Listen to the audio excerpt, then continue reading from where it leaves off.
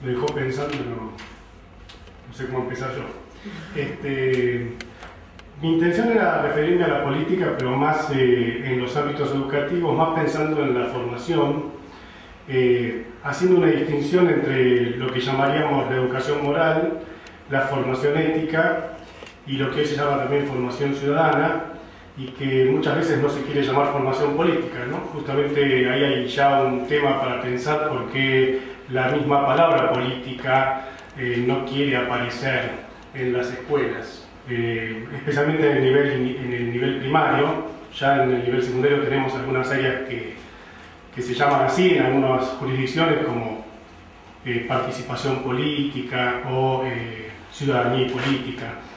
Me parece que esta negativa a llamar política algunas de las cosas que se hacen en las escuelas tienen que ver también con cierto descrédito de la política que viene de muchos años, ciertas frustraciones también que nos ha dado la política, ciertas impotencias de la política para generar cambios.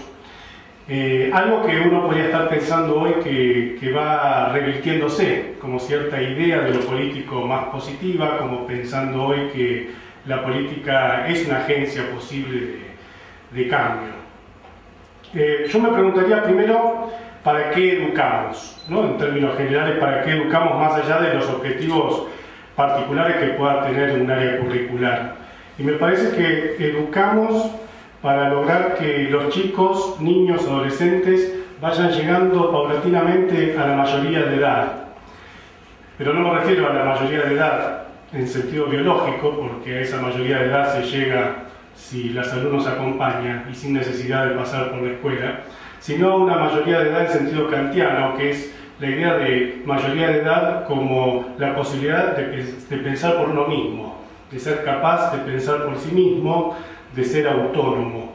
Me parece que esa es la idea que por lo menos para mi gusto, debería circular cuando pensamos para qué educamos. Educamos para esa mayoría de edad, para esa autonomía paulatina de los chicos, más allá de que enseñemos matemática, lengua o formación ética y ciudadana. Me parece que ese objetivo estaría dentro de todo lo que hacemos en la escuela, y se juega en esas herramientas que vamos dándoles a los alumnos, a los chicos, a los estudiantes, herramientas que sirven justamente para ir fortaleciendo su libertad, ¿no? Su capacidad de decisión, su capacidad de pensar sus propios proyectos de vida. Me gustaría distinguir entre moral, ética y política, porque a veces hablamos de educación moral, a veces hablamos de formación ética, a veces hablamos de formación política. Cuando hacemos una distinción entre moral y ética, estamos queriendo marcar una diferencia que es la siguiente. Mientras que la moral sería el conjunto de normas, de hábitos, de valores, de costumbres que están vigentes en una sociedad determinada o en un grupo determinado, y que de algún modo regulan las conductas de las personas que viven en esos grupos, que integran esos grupos. La ética, en cambio, sería como una posición personal, subjetiva y de algún modo consciente sobre los modos de actuar. Volvamos al tema de la moral, ¿no? Obviamente todos somos sujetos morales porque todos vivimos en sociedad, y el solo hecho de ser seres sociales nos hace ser necesariamente sujetos morales, seres morales. Porque esa moral nos ha sido dada, nos está siendo introyectada a través fundamentalmente de la educación, pero no de la educación formal, sino de todo lo que vamos viviendo fundamentalmente en nuestra infancia, ¿no? Esa moral es internalizada por nosotros. Hoy, por ejemplo, y por lo que veo en esas imágenes, que me gustaría verlas enfrente, así me sentiría más hablándoles, por lo que veo todos hemos venido con ropas a estos lugares, a estas salas, ¿no? Todos hemos venido vestidos a estas salas, un poco porque hace un poco de frío, por lo menos acá en Buenos Aires, pero otro poco también porque es parte de nuestra moral, ¿no? A nadie se le hubiera ocurrido venir sin ropa, ¿no? O venir desnudos a esta reunión, aun cuando hiciera mucho calor. Y eso justamente tiene que ver con la moral, no es algo que nosotros pensamos, no es que nosotros decidimos cada mañana si vamos a salir vestidos o desnudos. Nosotros ya salimos vestidos porque forma parte de esa moral.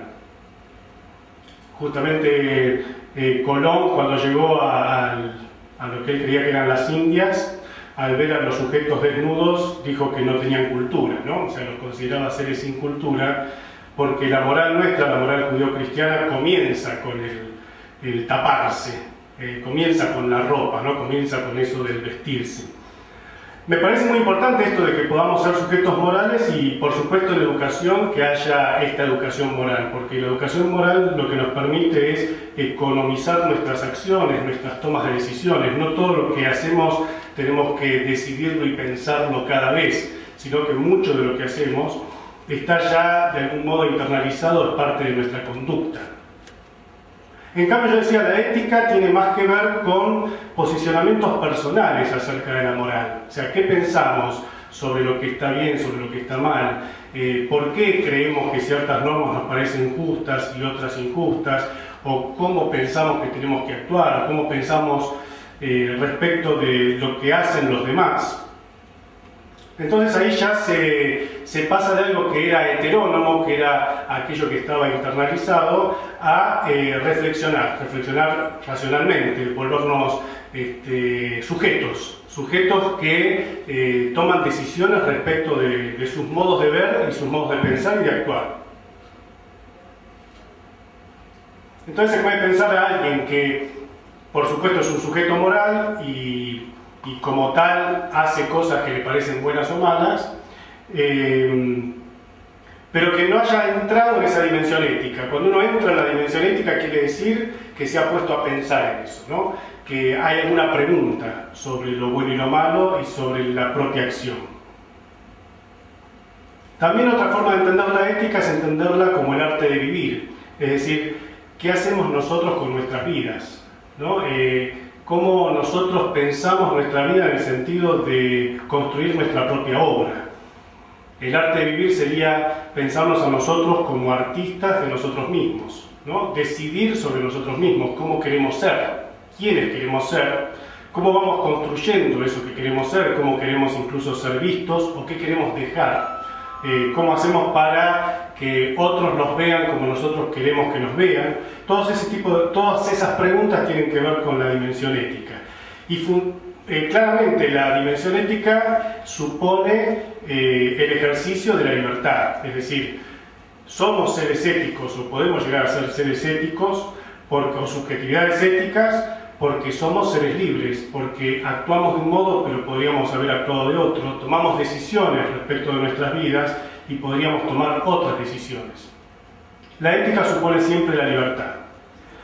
Y el ámbito de la política, si bien también tiene por supuesto una dimensión ética, trata de la construcción de un nosotros. Es decir, mientras que en el mundo de la ética nosotros somos los únicos responsables de lo que hacemos y de lo que decidimos y nos hacemos cargo de lo que pensamos y del curso de acción que vamos a llevar a cabo y somos responsables también de las consecuencias de esas acciones, en el mundo de la política entramos en el mundo del nosotros, es decir, no estamos nosotros solos pensando qué hacer, sino que estamos pensando con otros qué hacer. Estamos construyendo un nosotros para la realización de un proyecto que sería un proyecto común. Por supuesto, ese proyecto no tiene por qué ser de todos, ¿no? Es un nosotros que puede llegar a entrar en colisión con los proyectos de otros. Pero quiere decir que acá jugamos en un espacio de juego distinto que el de la ética. Porque el de la ética tiene que ver con aquello que está en nuestras manos, aquello que tiene que ver con nuestras propias decisiones frente al otro y frente a nosotros mismos. La política tiene que ver, por supuesto, también con esto, porque son decisiones personales, también el hecho de participar, no participar, meterse en este u otro grupo. Pero una vez que entramos en el juego político, bueno, ya no somos nosotros como individuos quienes nos hacemos cargo de todo lo que vaya a suceder. Perdemos de algún modo el control de lo que vaya a suceder. Participamos como parte de algo que nos excede a nosotros también.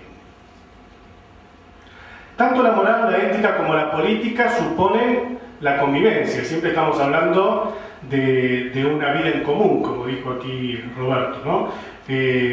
La vida en común que se da en distintos ámbitos. Yo estoy hablando del ámbito de la escuela. En esa vida en común, en esa convivencia, es el conflicto algo que aparece como algo frecuente, vamos a decir así.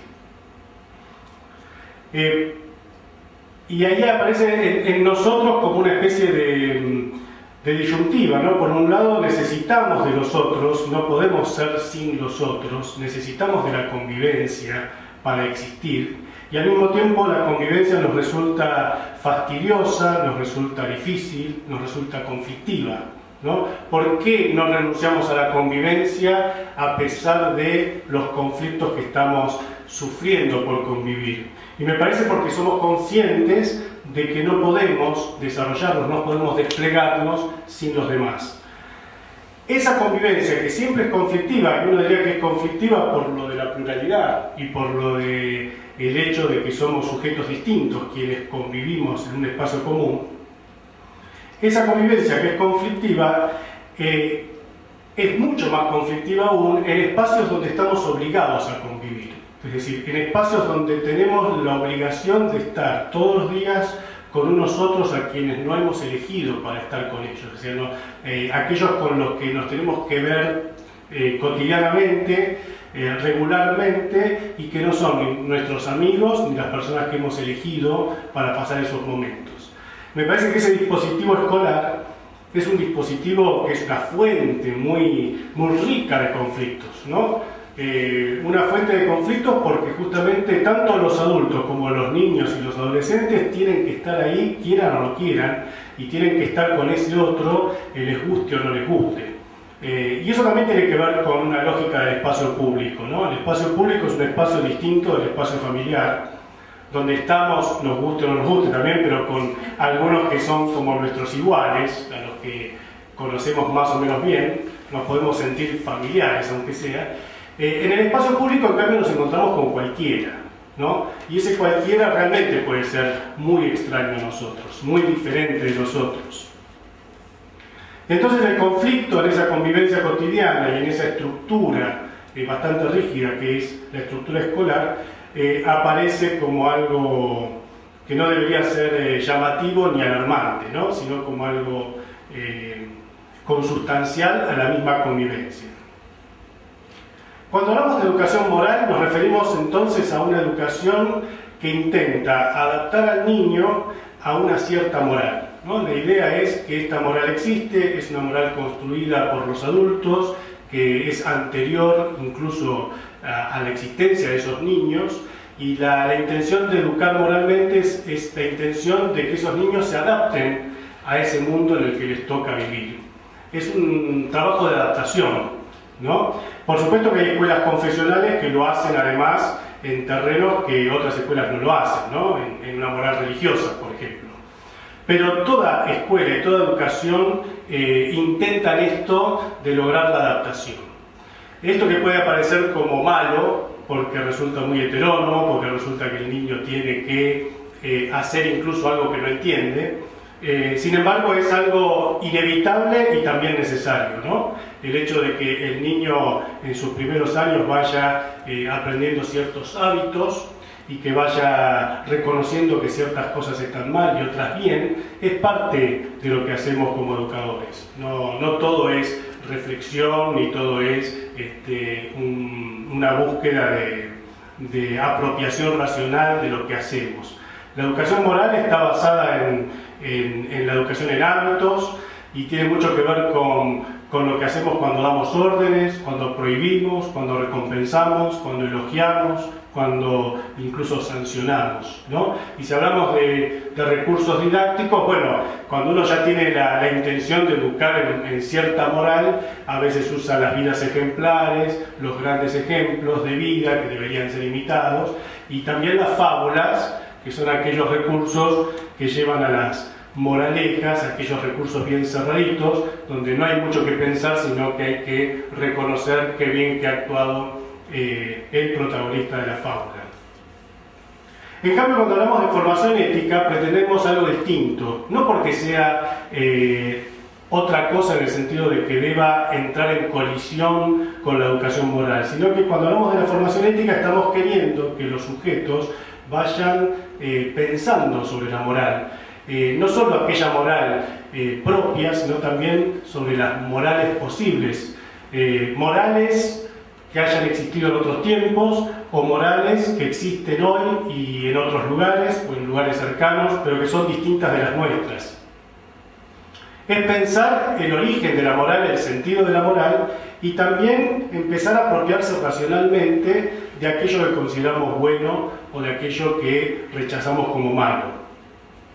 Cuando pensamos en los dispositivos para el trabajo de la formación ética, por supuesto es un trabajo más complejo que el de la educación moral, porque nosotros queremos lograr la emergencia del pensamiento, ¿no? Y la posibilidad de ir logrando esto que yo decía al inicio, de que los chicos vayan llegando a la mayoría de edad.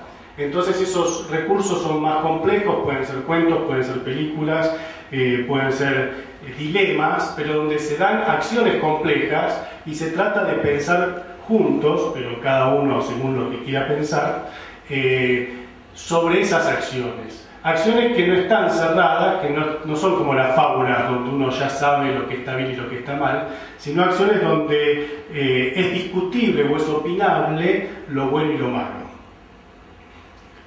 ¿Y cuál es el recurso o la estrategia, digamos así, más fuerte para la educación política y para esta construcción del nosotros, que habíamos dicho antes como particular de la política o característico de la política? Bueno, ese recurso o esa estrategia es el de la participación. Lo que uno quisiera es que los chicos vayan logrando cada vez mayores grados de participación en los ámbitos en los que les toque jugar. Participar significa por lo menos dos cosas. Por un lado significa algo evidente, y es que participar es ser parte, ¿no? Ser parte de un grupo, ser parte de una institución. El ser parte es una forma de entender el participar. Pero ser parte podría ser entendido en sentido muy débil, simplemente por estar en una clase o simplemente por formar parte de un grupo ya soy parte, ¿no? Simplemente por integrar un lugar, una institución, soy parte de esa institución. Ese sería el sentido débil, pero el sentido fuerte sería el de pensar que el ser parte es el ser reconocido, es decir, que alguien forma parte de un grupo, de un nosotros, cuando es reconocido por los demás. Y ser reconocido sería ser mirado, ser valorado, ser escuchado.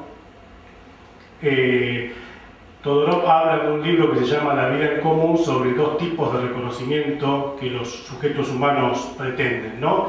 Uno es el reconocimiento por conformidad, que sería el deseo que tenemos de ser tratados como iguales, ¿no? De que en un grupo, en un conglomerado, en una sociedad, no seamos discriminados, ¿no? Ese es un primer deseo de reconocimiento.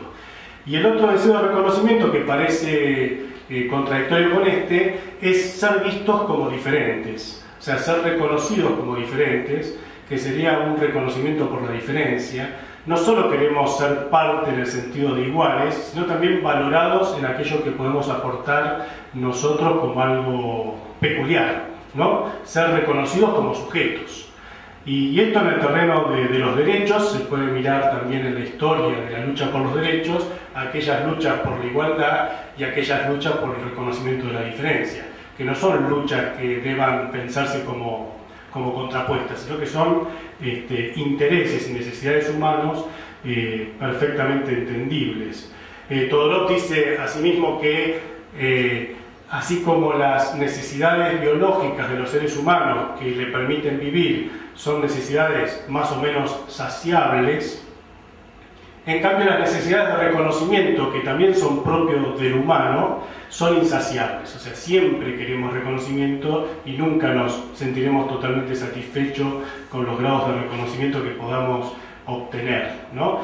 Y a veces hasta el deseo de reconocimiento también es fuente de conflictos, y uno lo puede ver en las escuelas, porque hay tal vez una lucha por el reconocimiento, por ejemplo, de una autoridad, y hasta puede darse el caso de chicos que por tratar de ser reconocidos, de ser vistos, ¿no?, de existir para nosotros, puedan generar conflictos, incluso puedan ser profundamente disruptivos y ser maltratados por ello, pero al menos ser reconocidos por la negativa, al menos ser reconocidos por no ser queridos, pero al menos vistos.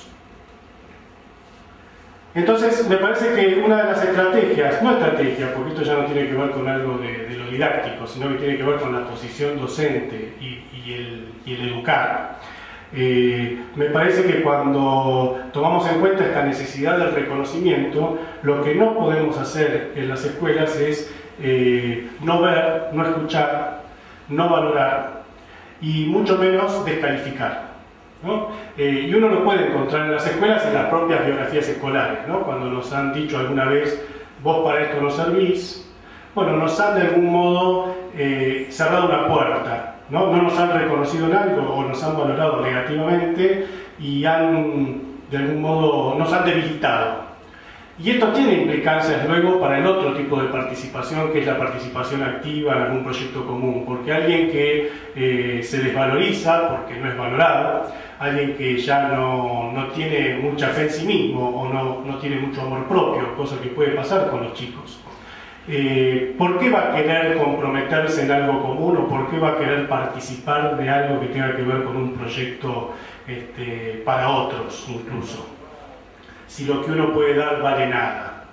Por eso me parece que esta primera definición del participar como el ser parte no es menor.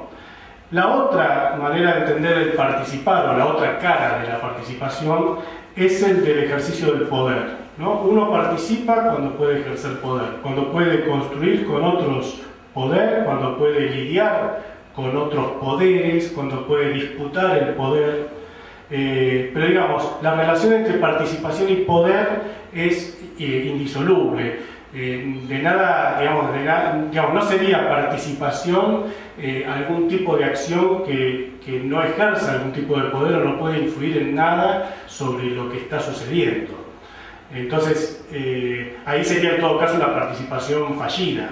Pero cuando hablamos de una participación en serio, pensamos que tiene que haber algún tipo de ejercicio de poder.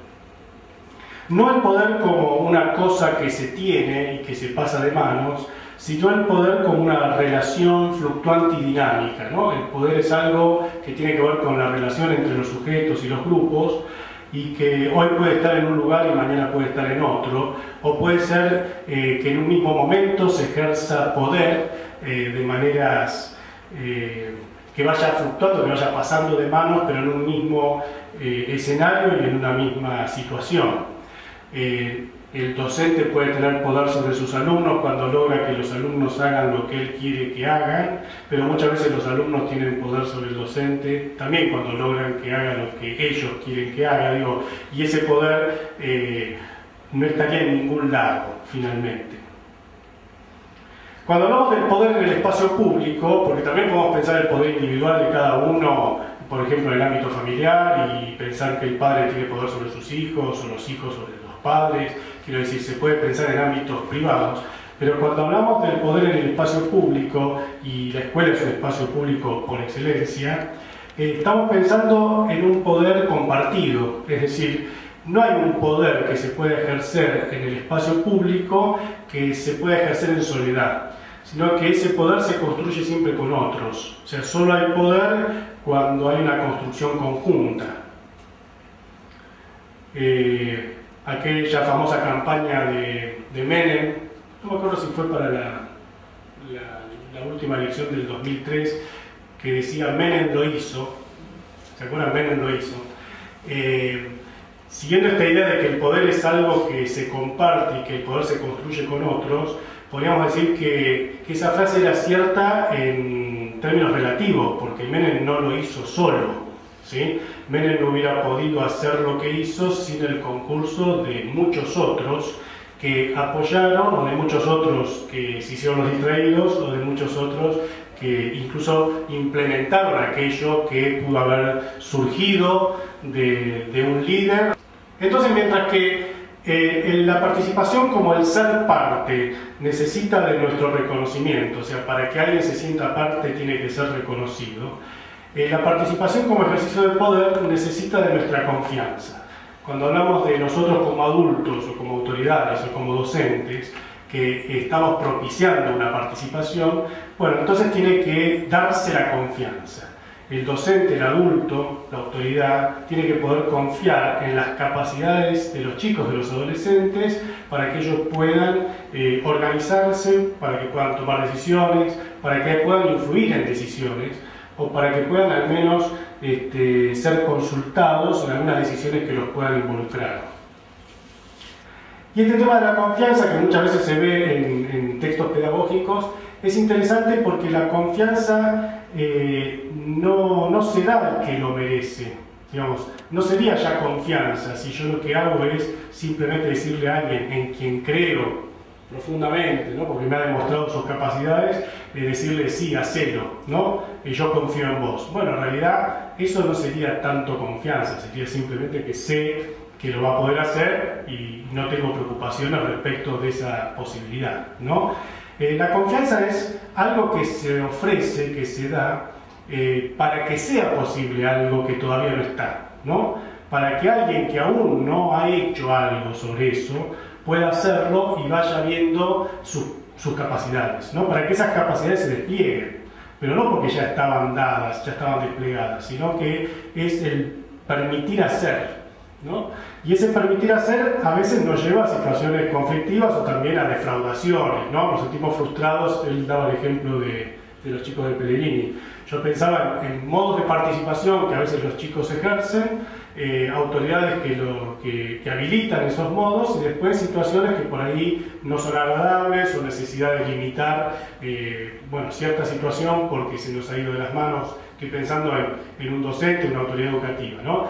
Pero es parte de esa necesidad de habilitar, ¿no? De dejar hacer, con algunos riesgos que ese dejar hacer puede tener, y una necesidad después de replantearnos con los chicos cómo fue ese hacer y por qué en todo caso hubo fallas en ese hacer.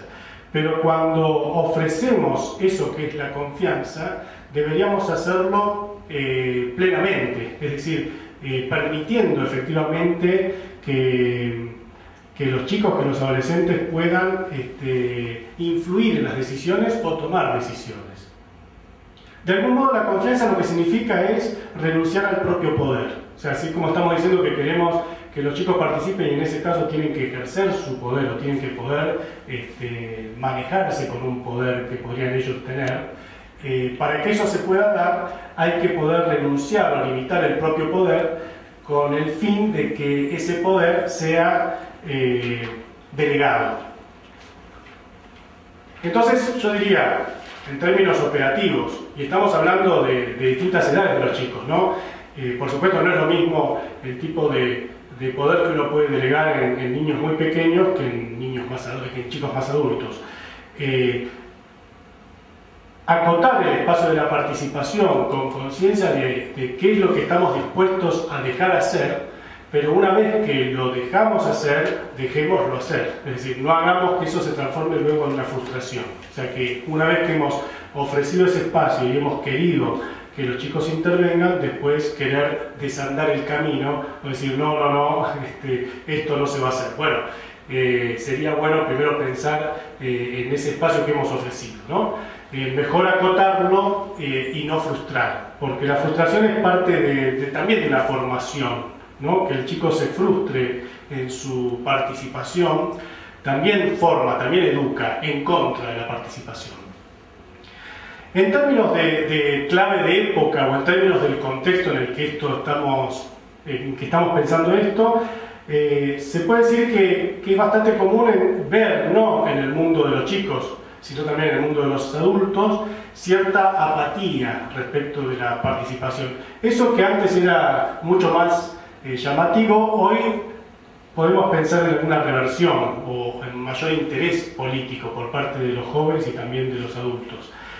La apatía sería una forma, la forma más negativa de participación política. ¿Por qué digo que es una forma de participación? Porque la no participación y el desinterés también es político, ¿no? Y también tiene efectos políticos.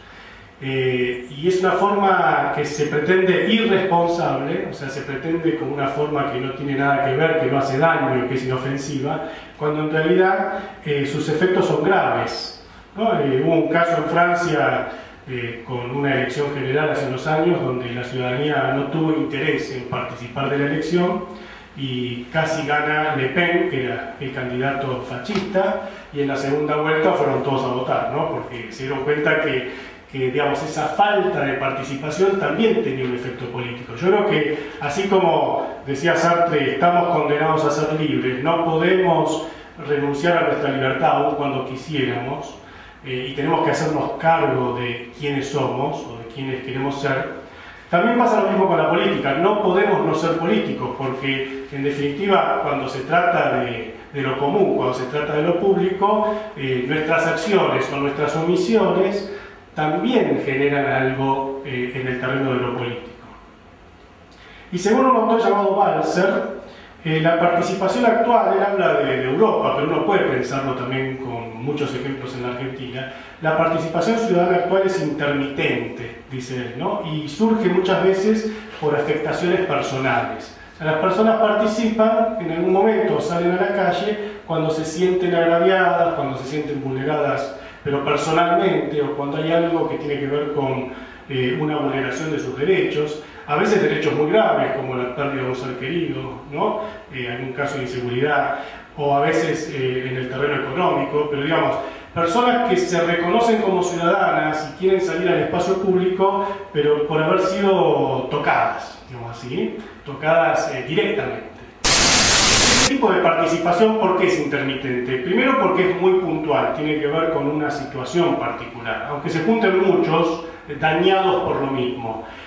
No tiene demasiada incidencia política porque no hay proyecto político. Si bien hay muchos, yo creo que no hay un nosotros. No hay un nosotros porque no se configura un poder ahí. Puede ser, sí, puede ser disruptivo, pero en definitiva no produce demasiado, ¿no? Y eso tiene que ver con que es un tipo de participación que se deja de ejercer una vez que se ha satisfecho el reclamo o por cansancio. Y el cansancio es un elemento muy fuerte para terminar con la participación. Yo creo que los políticos lo saben muy bien y saben que ciertos tipos de participación tienen una fecha de extinción, digamos así, ¿no? Como una fecha de término, porque no se puede sostener en el tiempo sin un proyecto. Y lo hemos visto incluso en situaciones multitudinarias.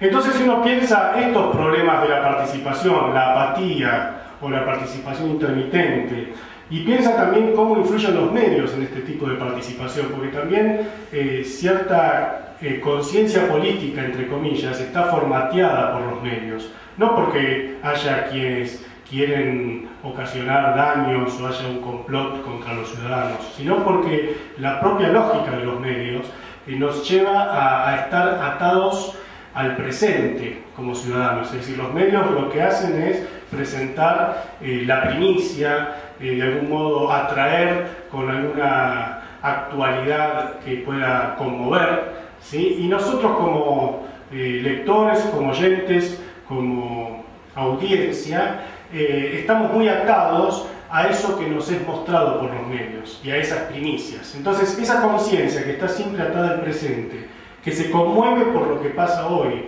pero que va olvidando entonces lo que pasaba ayer y lo que pasaba antes de ayer, que en un momento se conmueve por una inundación y somos capaces de enviar bolsas con ropa usada, o que nos conmovemos en otro momento por una guerra, esa conmoción deja de existir, deja de ser, una vez que deja de aparecer en los medios. O sea, esa inundación deja de existir cuando el medio la deja de publicar y nosotros entonces pasamos a otro tema. Y así se va configurando una conciencia totalmente fragmentada, sin conciencia de procesos, sin conciencia de causas, de razones, ni tampoco de consecuencias. No es una conciencia política demasiado fortalecida o sólida, ¿no? Entonces, pensando en todos estos problemas que nos plantea la ciudadanía actual en el mundo de los adultos, uno pensaría que la escuela tiene que poder lograr formas de participación edificantes, formas de participación no frustrantes, sostenibles en el tiempo, es decir, que no sean simplemente por algo que acontece ahora y que nos preocupa ahora y después nos olvidamos, sino que tengan digamos, una duración, que sean el producto de un proyecto, que haya la intención de llegar a ciertos resultados, y también la necesidad desde la escuela de reponer aquello que los medios no ofrecen, y no lo ofrecen porque no es su función, que tiene que ver con los procesos, tiene que ver con las causas, tiene que ver con entender la realidad que vivimos, o sea, no solo vivirla como un presente continuo, un presente perpetuo. Entonces me parece que ahí aparece la funcionalidad de la escuela para formar conciencia política en un contexto como el que estamos describiendo.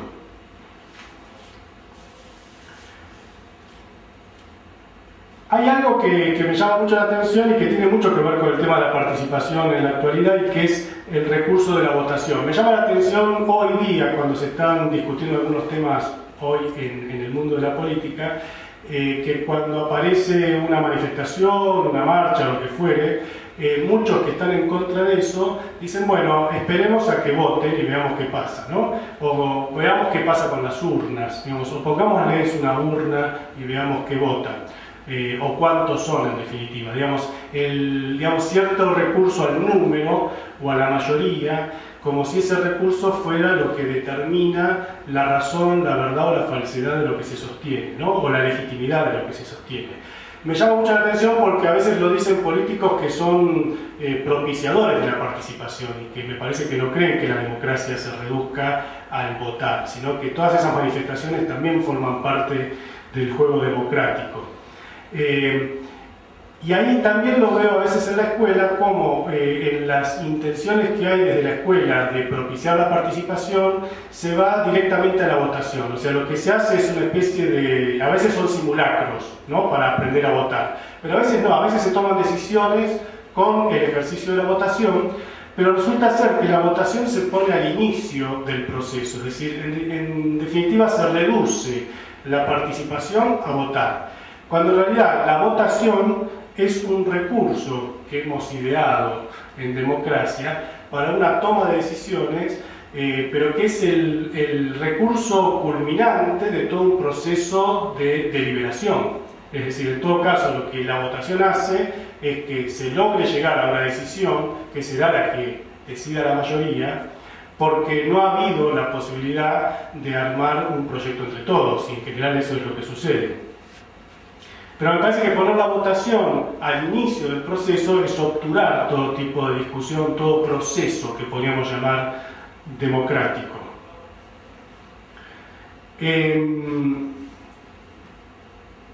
Y tanto en la cuestión de la ética y de la política, y por eso decía lo de la votación, porque si uno pone la votación en el inicio, lo que está haciendo es impidiendo el ejercicio de la palabra. Y tanto en la formación ética como en la formación política, la estrategia privilegiada desde, por lo menos, el ámbito educativo, es el poder dar lugar a la palabra, ¿no? Dar lugar a la palabra significa también dar lugar al pensamiento. No son dos cosas distintas, no son dicotómicas ni están en universos separados. Yo siempre relato una anécdota que está en un libro de lógica y lenguaje, de un autor que se llama Max Black, que una nota al pie dice que un profesor le dijo a su alumna: pensá antes de hablar. Y la alumna le respondió: pero ¿cómo puedo saber lo que pienso si no me lo oigo decir?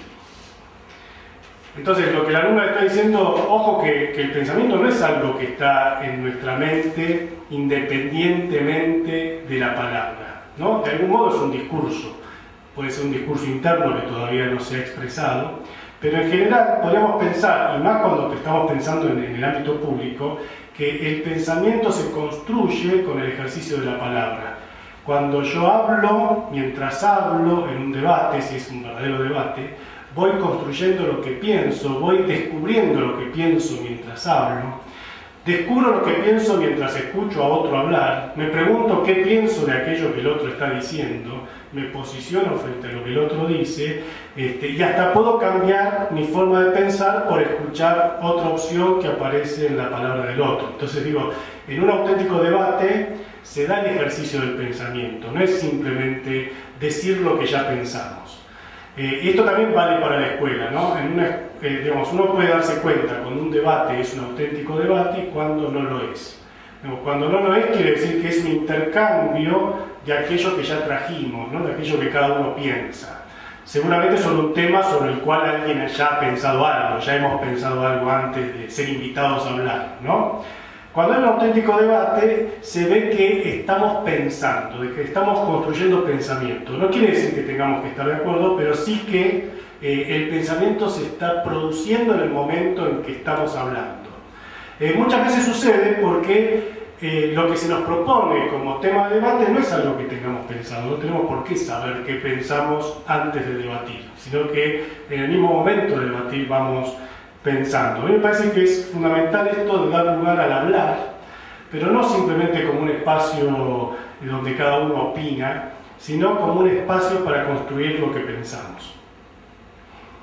Yo diría que es el mejor modo de propiciar esa mayoría de edad, entendida como finalidad última de la tarea educativa, ¿no? Yo volvería entonces a lo que decía sobre la educación moral, ¿no? Cuando educamos moralmente, lo que estamos queriendo es la conducta. La conducta sería aquello que se espera de uno, ¿no? Aquello más o menos previsible.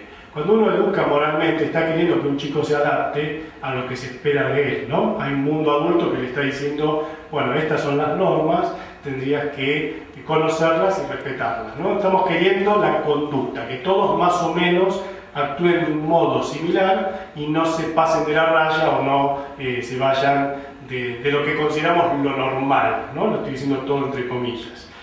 Pero no solo quisiéramos la conducta en la escuela, sino nosotros queremos también la acción, ¿no? La acción y la palabra, que sería la aparición del sujeto, sería aquello que el sujeto piensa, que el sujeto quiere hacer, ¿no? Y eso ya se va del plano de lo esperable, ya tiene que ver con lo que cada uno quiere ser, cómo se quiere definir, cómo se quiere mostrar ante los demás, y eso también tendría que estar en este juego de la formación ética y de la formación política, es decir, poder dejar lugar a la irrupción de lo nuevo.